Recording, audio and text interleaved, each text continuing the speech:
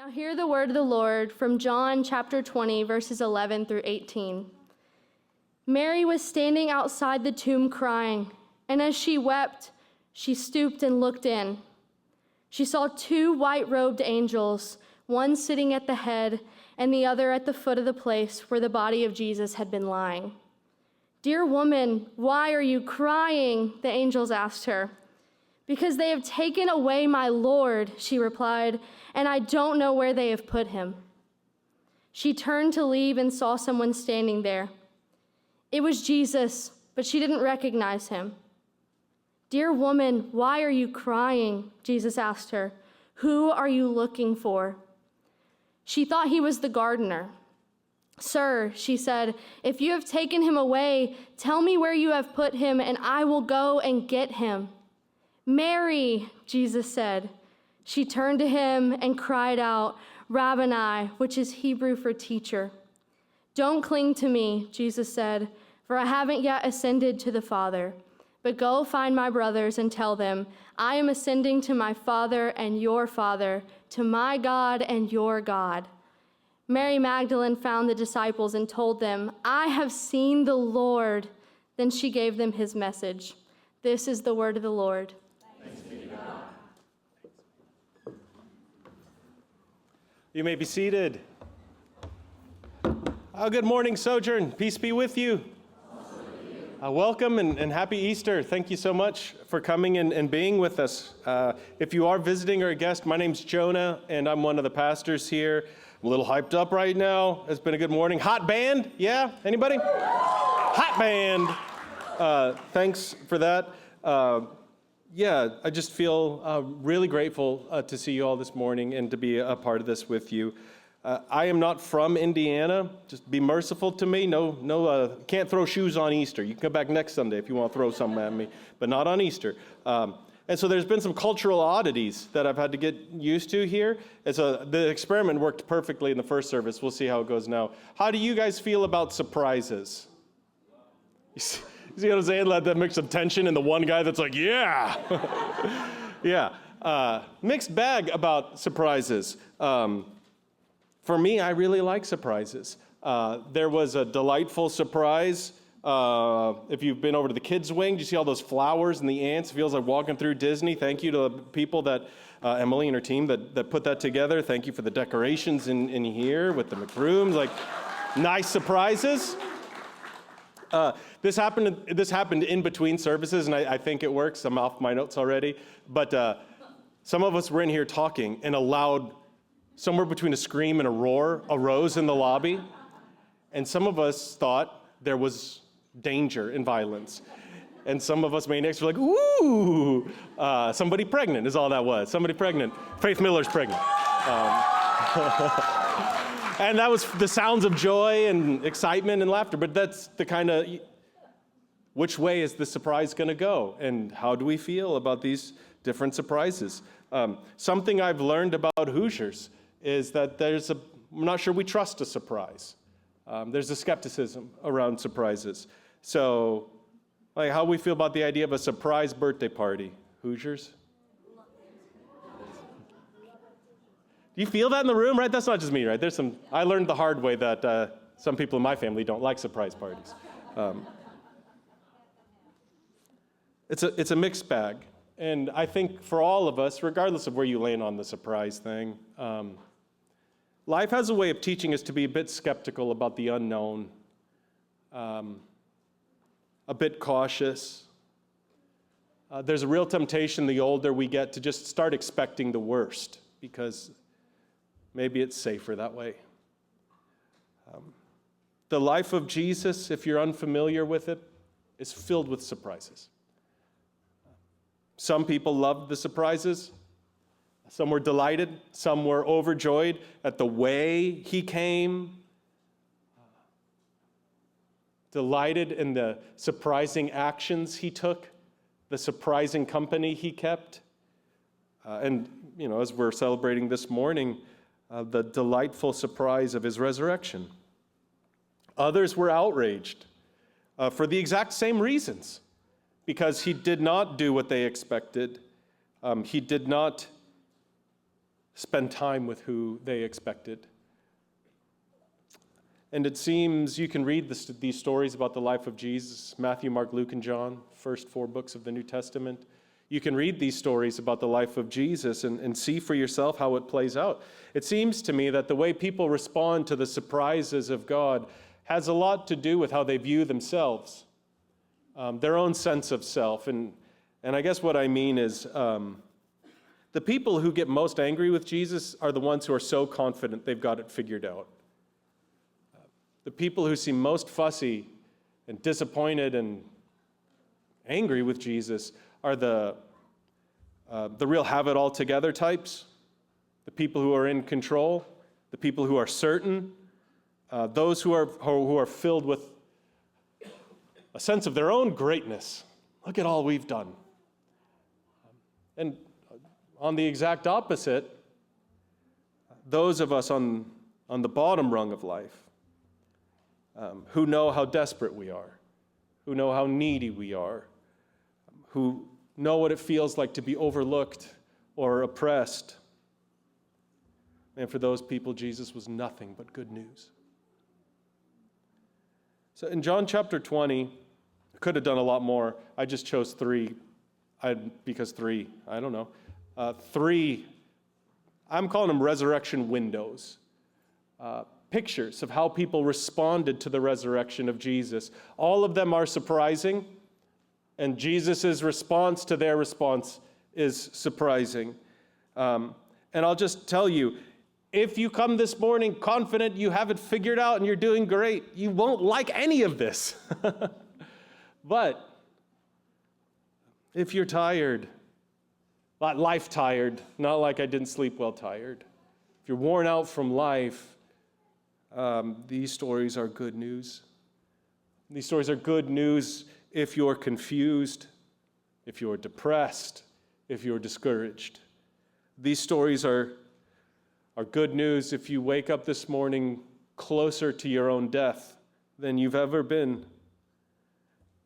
These stories are good news if your life has not turned out the way you had hoped it would. In all of these stories, and you could probably do this with everything that happened after the resurrection of Jesus, there's a thread that I think connects all of it, a tie that holds it together. And I think it's something like this. What we're seeing is that if you follow Jesus long enough, you will see the dead come back to life. If you follow Jesus long enough, you will see dead things resurrect in your own life and in the life to come. The first window is what pregnant Faith Miller read for us. I'm so excited. Some of us have been praying for that baby for a minute. The first window here with Mary Magdalene is a window into the heart of grief. And I love how good y'all look this morning. We got the things and all, but as the older you get, the holidays get complicated. And I'm not so naive to think that some of you aren't rolling in here this morning with a lot of hidden grief, or at least complicated emotions around a day like today. Mary from Magdala comes to the tomb of Jesus, despondent and grieving. We get a window into a woman who is disappointed and somewhere on the edge of despair. Probably a life filled with disappointments, thought she had found the basket worthy to put all of her remaining eggs in, and he died. And so, what does she have left? This one that she thought was the Lord, who knew her, who saw her, who loved her, and now he's gone. She sees the stone rolled away. Did you catch it? She immediately assumed the worst. Life has a way of doing that to us, doesn't it? Disappointment has a way of doing that to us. She sees the stone rolled away and immediately thinks somebody has taken the body. In fact, in this telling of the story, she informs the disciples the body is gone. And then what I think is one of the saddest verses in the entire Bible, verse 11, Mary was standing outside the tomb crying. I mean, can you see that in the dim morning light? Just a life of grief and disappointment. And what else am I going to do but stand here and cry? When stories like these, just as a side note, if you're here visiting, you're like, I don't know, Grandma made me go to church. It'll be over soon. But one of the things that makes me really love the Bible, if you were making up a story of heroes and unbelievable faith and how incredible people are, like, would you have Mary here crying? Jesus told her what would happen, and she's sitting here doubting. I love how honest the Bible is about grief and disappointment. The Bible will never tell you, it's not that bad. Don't worry about it. They could have shown Mary to be a picture of faith and trust, but it turns out she's just like me and you. It doesn't make sense, and she assumes the worst. Crying in the face of a life gone wrong. What we can applaud Mary for, or what we should applaud Mary for, is how honestly she showed up. She didn't come as she should be. She showed up as she actually was. Do you notice this? She comes with tears and grief. Why? Because she was sad and disappointed. She brought what was real, not what was ideal. No pretense or pretending. I guess she ran out of tears because in verse 14, she turned to leave. There's only so long you can stand there and cry, I guess. And standing there, it was Jesus, but she didn't recognize him. Dear woman, why are you crying? Jesus asked her. Who are you looking for? You don't have to amen this. This is a rhetorical question, but you ever been so sad you can't see straight? You ever been so disappointed that life feels upside down and nothing makes sense? She can't even recognize the voice she most wants to hear. She can't recognize the face she most longs to see. And I'm curious too. When you imagine doubt in your own life, failures, disappointments, lack of trust in the Lord, how do you imagine him coming to respond to you in light of that? Because again, Jesus told them what was going to happen, and it happened, and they still doubted and were confused. When Jesus speaks, did you notice it wasn't a voice of correction or critique? Isn't that crazy? He doesn't say, oh, Mary of little faith, I told you. He shares a voice of concern. Why are you crying? He wants to hear from her. He wants her to speak, to share and be honest. This is what we do. If you find yourself with Easter tears or future fears, we're honest about them. We don't hide them or sugarcoat them. We speak them, we share them, particularly with the Lord, because so often in response to this kind of honesty, we get the most delightful surprises. Mary, Jesus said. She turned to him and cried out, Rabboni. In her grief, he calls her by name. And when he speaks her name, she can see clearly. The pieces fit together. She was looking for a dead man, but in her grief, she was surprised by God. She did not find a dead man. She found a risen one. And she cries out, Rabboni, a term of deep affection. It's like what you would call your favorite pastor or something. It's like, not just dad, but my daddy. It's a childlike term of endearment and affection. So in a moment, she brings her disappointments to the Lord, her grief to the Lord, and it's replaced with love. So on the one hand, to my brothers and sisters who know something of what disappointment feels like, bring your griefs and disappointments to him. One of the things we learn from this interaction with Mary is that if you follow Jesus long enough, your disappointments will resurrect into deep experiences of love. If you follow Jesus long enough, you will see the dead come back to life. Scene 2. While Mary's crying in the dark, what are the boys doing? Well, surely the boys are the strong and faithful ones, right? They're going to be the models of leadership and power, and we'll do what the men did, not just sit there crying in our feelings. Verse 19, that Sunday evening, the disciples were meeting behind locked doors because they were afraid of the Jewish leaders. so afraid they're frozen. Have you ever been that scared before? Some of you know what anxiety feels like. Some of you know what it feels like when your only option is to hide. I love the Bible. Yeah, the guys that were with him for 3 years, the ones that he put in charge of everything and that were going to run the show, are so scared. They're behind locked doors. And if you don't know the story, why are they hiding? These Jewish leaders, the disciples just watched them arrest Jesus. And then they watched Jesus get beaten so badly, the scripture said he would have been unrecognizable. Anytime you see a picture of Jesus sleeping on the cross, that's not what was going on. He was beaten so badly you wouldn't have been able to tell who it was. And then they watched him hang Jesus on a tree, and they watched Jesus suffocate to death, naked and alone. Why are they scared? Because they watched what just happened to Jesus. And they're afraid it will happen to them. They're literally fearing for their life. What do you imagine Jesus would say to them after such a failure of nerve? This is a verse I wish we had a little more details about, because he appears in the room. Teleportation, I don't know what he did, but there he is all of a sudden in the room. And he says to them in verse 19, "Peace be with you." As with Mary, no criticism, no correction, compassion. As he spoke, he showed them the wounds in his hands and his side. They were filled with joy when they saw the Lord. See how understanding Jesus is of how fragile and weak we are? It's not enough just to teleport into a room. He's like, listen, guys, I know this sounds crazy, but look, it's me. It's really me. Do you see the wounds? It's really me. And in a moment, their fears are replaced with joy.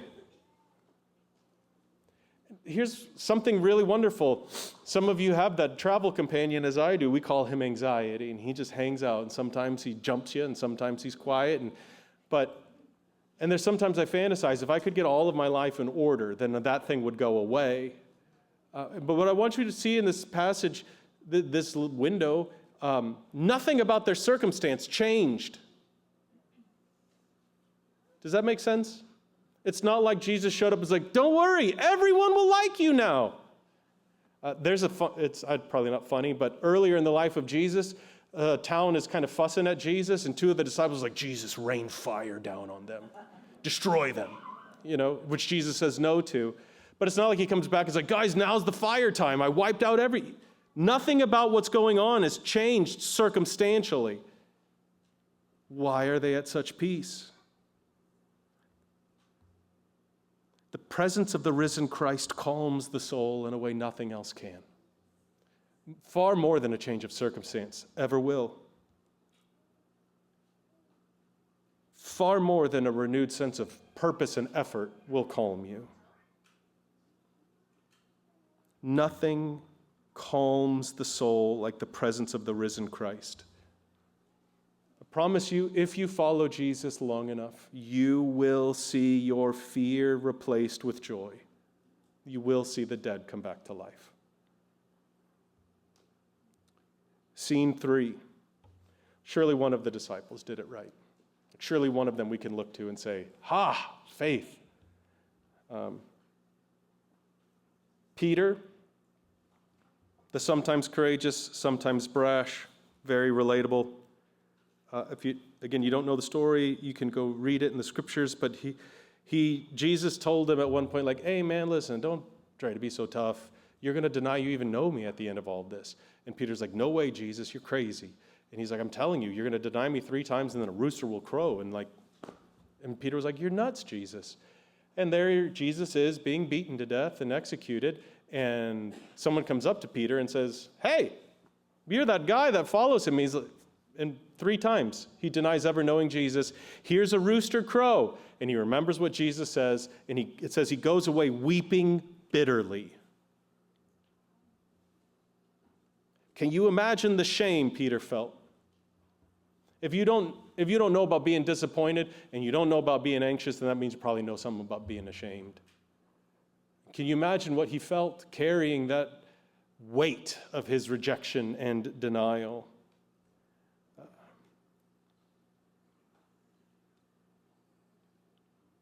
Some of you know what it feels like to be rejected in a painful way like this.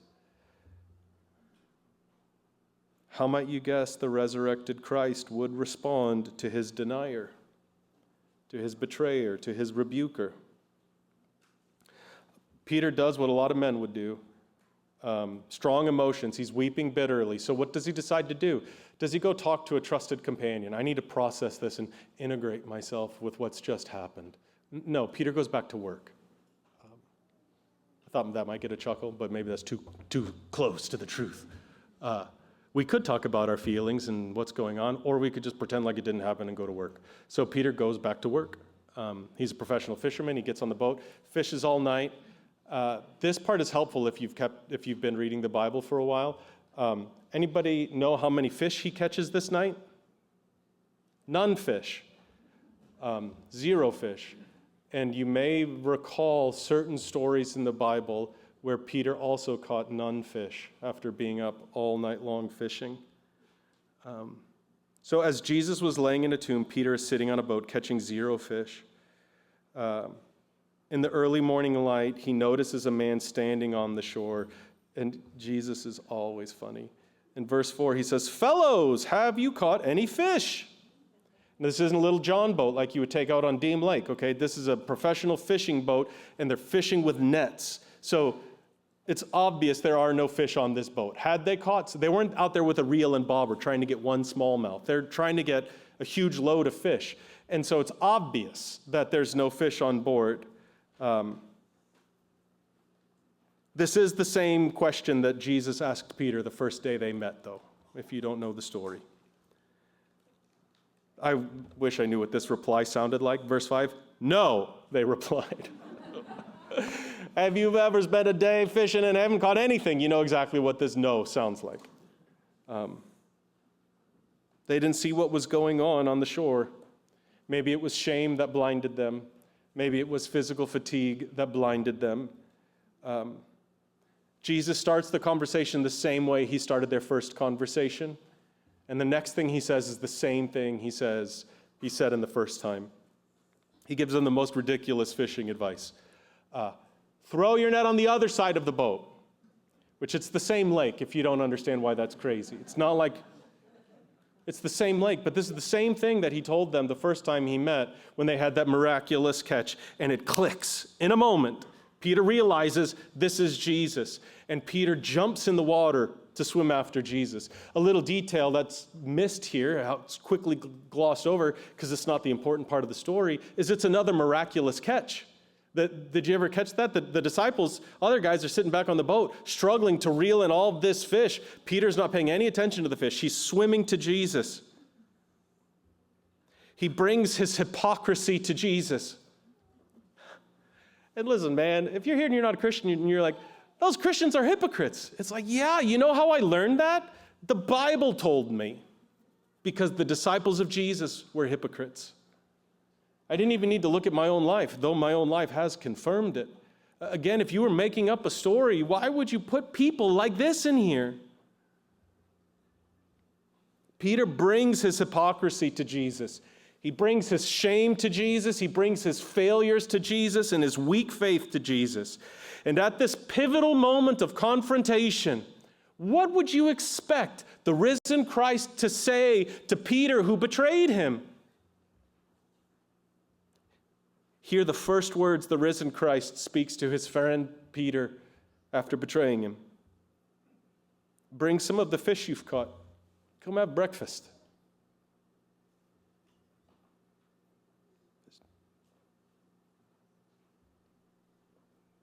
In a moment, shame replaced with love.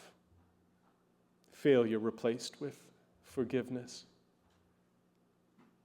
Peter is hungry and tired, so Jesus feeds him. God loves doing this. Maybe you know the story of Elijah. He did call fire down from heaven, and then he got so scared he ran for a whole day, and then he begged for his own death. And what does God do when he shows up there? This is 1 Kings 19, if you want to go read it. No words of correction or critique. Gives him breakfast. Tells him to take a nap. And also, some of you, I'm guessing, really want Jesus to lay into Peter here. Do you think Peter didn't know what he did was wrong?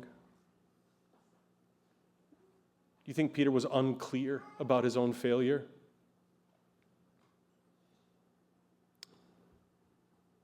Jesus gives to Peter what he knows he needs: compassion and love and forgiveness. I promise you, if you follow Jesus, your shame will be replaced with freedom, with power, because you'll experience his forgiveness, his love, and his compassion. If you follow Jesus, you will see the dead come back to life. So it means a lot that any of you would come. So thank you for coming and being a part. And on this Easter and all of life, I invite you, I encourage you, I plead with you, bring all you are to the risen Christ. Are you guilty and ashamed over past failures? Do you see how Jesus came to Peter? Can you believe he comes to you in the same way? Jesus' death frees you from the weight of your past. Are you afraid of your future and what's going to come? Look at the cowering disciples hiding in their anxieties. The presence of the risen Christ frees you from the power of fear. Are you here this morning grieving and disappointed over how your life has turned out? Look at Jesus coming to Mary and know he will call you by name, and your pain will transform to joy. Because Jesus rose from the dead, we know that he is bringing his resurrecting power to all of us, not just in the next life, but in this one too. If you follow Jesus, you will experience the power of his resurrection this day and in the life to come. Your guilt will resurrect to freedom. Your fear will resurrect to peace, and your shame will resurrect to love. Jesus is the resurrected King. This is the good news of Easter, and he promises his resurrecting power will bring new life to each of us. If you follow Jesus, you will see the dead come back to life. If you're willing and able, stand with me and we'll pray.